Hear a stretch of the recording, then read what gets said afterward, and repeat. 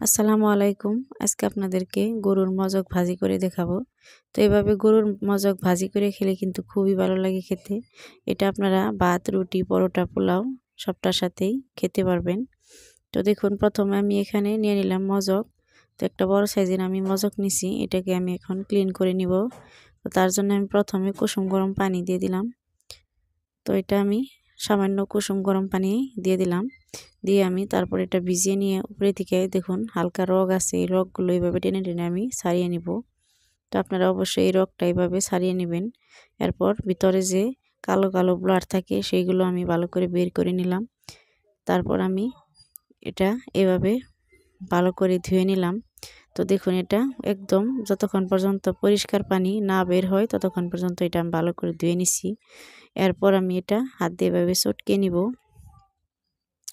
তো এভাবে করে আমি হাত দিয়ে হালকা চটকে নিয়ে এরপর আমি এখানে গুঁড়া মশলাগুলো দিয়ে দিলাম।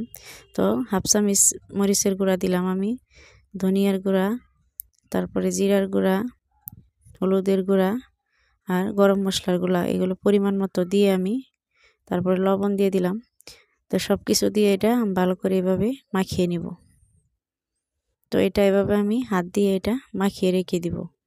তো তারপর আমি একটা কড়াই চুলায় বসিয়ে দিছি। তো চুলায় তেল পরিমাণ মতো আমি সরিষার তেল দিয়ে দিছি। তারপর আমি গোটা গরম মশলাগুলো দিয়ে দিলাম এখানে। তো এখানে বড় এলাচ একটা, কয়েকটা ছোটো এলাচ, লং একটা আর দারচিনি একটু, সব কিছু আমি সামান্য পরিমাণে দিয়ে দিলাম। তো তারপর আমি বড় সাইজের 3টা পেঁয়াজ কুচিয়ে রেখেছিলাম। তো সেটা ঢেলে দিয়ে আমি এটা খুন্তা দিয়ে ভালো করে এভাবে মিশিয়ে নিব তেলের সাথে। তো এভাবে কিছুটা পেঁয়াজ নরম হয়ে আসলে এই পর্যায়ে আমি কয়েকটা কাঁচামরিচ ফালি করে রেখেছিলাম সেটা দিয়ে দিলাম। তারপর আমি হাফ চামচ রসুন বাটা আর আদা বাটা দিয়ে দিলাম। তো সব কিছু দিয়ে আমি এটা আবারও ভালো করে এটা তেলের সাথে মিশিয়ে নিলাম কিছুক্ষণ। তো এটা এভাবে আপনারা কিছুক্ষণ কষিয়ে নেবেন। তো এটা আমি আজকে চুলায় রান্না করছি, খুবই ভালো লাগে এটা এভাবে রান্না করে খেলে। তো দেখুন, তারপর আমি আবারও এটা ভালো করে নাড়াচাড়া করে দিয়ে মজকটা এখানে ঢেলে দিলাম। পেঁয়াজটা কিছুটা গোটা গোটা অবস্থায় আমি এটা ঢেলে দিছি। তো এরপর আমি এটা ভালো করে মশলার সাথে মিশিয়ে নেব। তো এটা আমি এভাবে ভালো করে তেলের সাথে মশলার সাথে ভালো করে এটা কষিয়ে নিলাম কিছুক্ষণ। তো এভাবে কিছুক্ষণ কষিয়ে আমি বাটিটা ধুয়ে সামান্য পানি দিয়ে দিলাম। তো পানিটা দিয়ে আমি আবার এটা হালকা এভাবে নাড়াচাড়া করতে থাকবো। তো এটা অবশ্যই আপনারা এভাবে নাড়তেই থাকবেন, তা না হলে এটা তলে লেগে যাবে। তো সামান্য আমি সিদ্ধ হওয়ার জন্য সামান্য পানি দিছিলাম। এটা বেশি পানি দিয়ে সিদ্ধ করলে কিন্তু খেতে বেশি ভালো লাগবে না। তো তার জন্য অল্প পানি দিয়ে আমি সিদ্ধটা করে আবার এটা ভালো করে ভেজে নিব।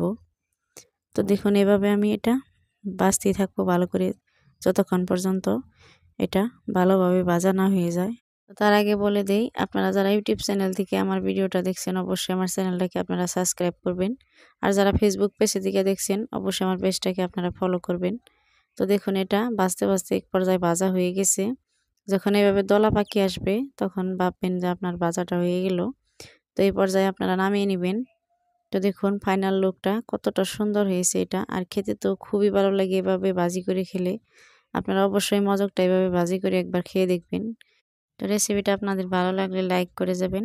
আবারও ফিরে আসবো আপনাদের মাঝে অন্য একটা রেসিপি নিয়ে। আল্লাহ হাফিজ।